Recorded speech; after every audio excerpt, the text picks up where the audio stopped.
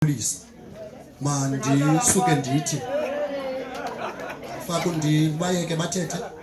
Oh hayi, mandi thabathe lithuba ndisithi enkosi silifumana noxa injury time nje.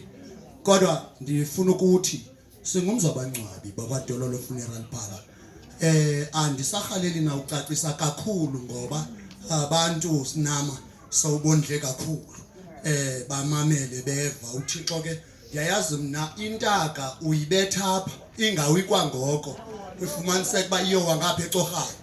So ndenzela uba ngokuba basanambitha le nto ugqiba bapha yona. Uthe utatu Madolo, utatu Dololo zesithi enkosi kule family yalapha ekhaya ngokuba xa bisebona bengumzi wabangcwabi babona into kokuba izandla ezipha zingaphatha utata wabo obalulekileyo kubo nabamthandayo kuthweze ndithi ngesixhosa sivakalayo mathola nyongande kukudlelana.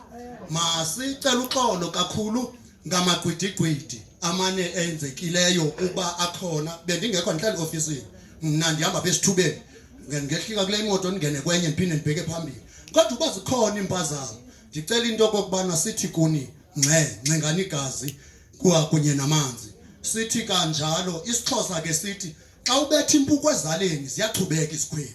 Ndenzela into kokuba nazi into kokuba kwiimeko zonke ezenzekayo isibonda sigugi namaxolo waso nyanzeleka amaxolo awe kuqala kwandule ukushiyeka isibonda nesibonda ekugqibeleni sibuye silandele.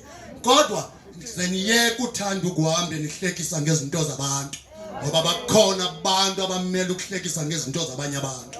Uyabona ke inkuni ezisegoqweni mazingazihleke ezisemlilweni ngoba nazo zitholela ubazo. Inkosi.